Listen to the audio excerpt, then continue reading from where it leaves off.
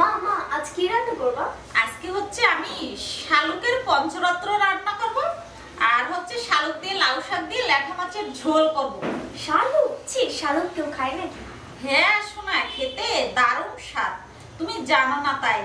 শালুকের হচ্ছে অনেক গুণ আছে। শালুক আসলে কেউ চাষ করে না, জমিনে এমনিই হয়ে থাকে। আর এটা হচ্ছে একেবারেই ন্যাচারাল। এটা হচ্ছে হজম শক্তি বাড়াতে সাহায্য করে, ক্ষুধা নিবারণ করে, শালুক শক্তি যোগায়।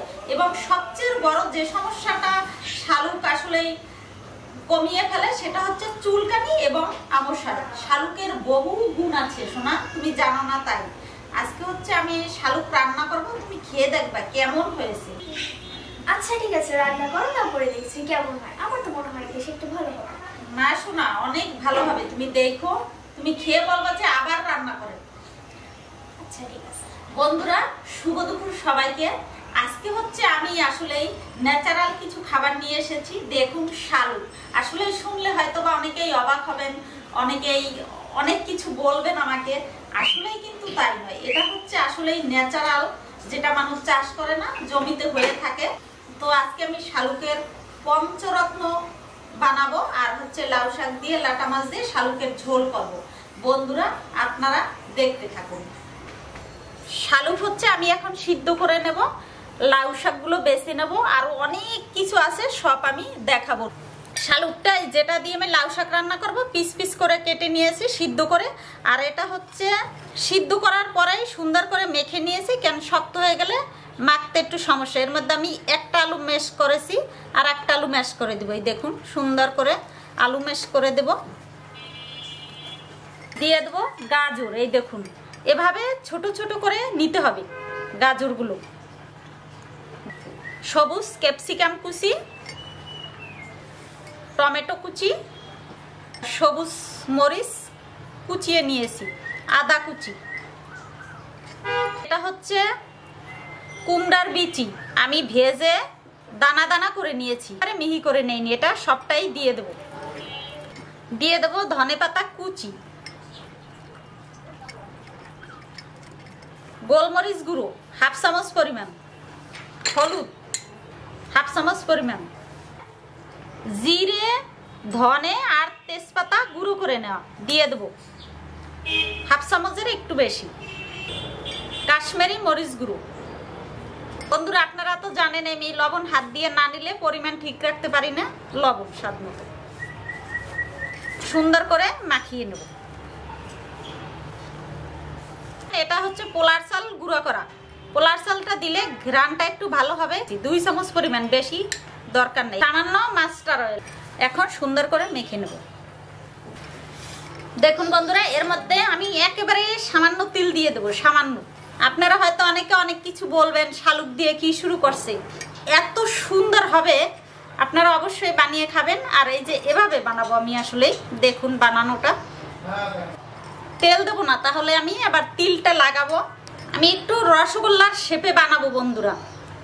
এই দেখুন বন্ধুরা তিলটা হচ্ছে সুন্দর করে এভাবে লাগিয়ে দিতে হবে। দেখুন এই বন্ধুরা, এই যে চেরি ফল, এটাকে হচ্ছে এই যে এভাবে দিতে হবে। এই দেখুন পঞ্চরত্নের মতোই দেখতে বন্ধুরা, দেখুন কি দারুণ দেখতে হয়েছে। দেখুন বন্ধুরা শালুকের পঞ্চরত্ন বানানো হয়ে গেছে, আমি এগুলোকে ভেজে নেব। চলুন রান্নাঘরে। গরম হয়ে গেছে, আমি দিয়ে দেব পঞ্চরত্ন গুলো, একটু ভেজে নেব হালকা করে।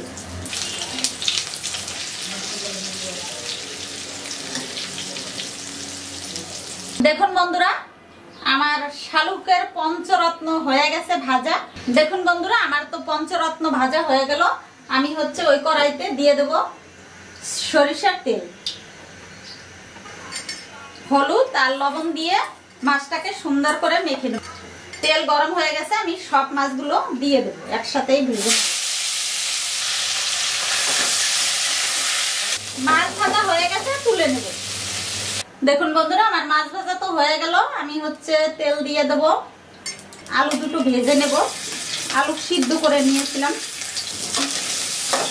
আলু ভাজা হয়ে গেছে বন্ধুরা, দিয়ে দেব কাঁচামরিচ চেরা, দিয়ে দেব শালুকগুলো, দিয়ে দেব লাউ শাক, স্বাদ মতো লবণ। দেখুন বন্ধুরা, শাক, শালুক আর আলু গলে গেছে একেবারে সুন্দর হয়ে, কারণ এগুলো ছিল দেশি লাউ শাক। সবগুলো টাকি মাছ দিয়ে দেব। দেখুন বন্ধুরা, কত সুন্দর মাখা মাখা হয়েছে। আমি হচ্ছে এটা 2 বাগারে রান্না করব। দিয়ে দেব সরষের তেল, এটা হচ্ছে রাঁধুনি আর কালো জিরে ফোড়ন দিলাম, শুকনো মরিচ ফোড়ন দেব। তেজপাতা দেওয়া যাবে না, কারণ শাকে তেজপাতা চলে না। এখানে হচ্ছে জিরে বাটা, ধনে বাটা 1.5 চামচ পরিমাণ হয়ে গেছে, ভেজে নিয়েছি। দিয়ে দেব তরকারি। হয়ে গেছে, নামানোর আগে একটু ধনে পাতা কুচি দিয়ে দেব। হয়ে গেছে, নামিয়ে নেব। তো বন্ধুরা, আমি তো ভাবছিলাম যে খাবো না, তো মা অনেক বললো তাই খেতে আসলাম। তো এবার দেখি খেয়ে কেমন লাগে।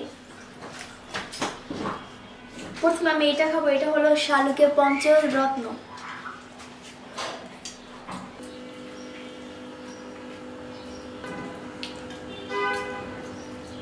বন্ধুরা সত্যি এটাই তো অসাধারণ হয়েছে।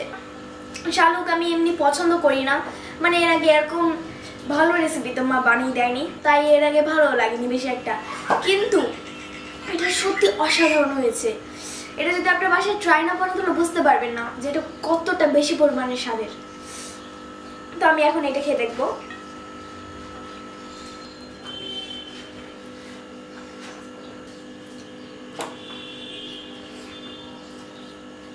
বন্ধুরা, এই শালুকের তরকারিটা খেতে কিন্তু অনেক বেশি মজাদার হয়েছে।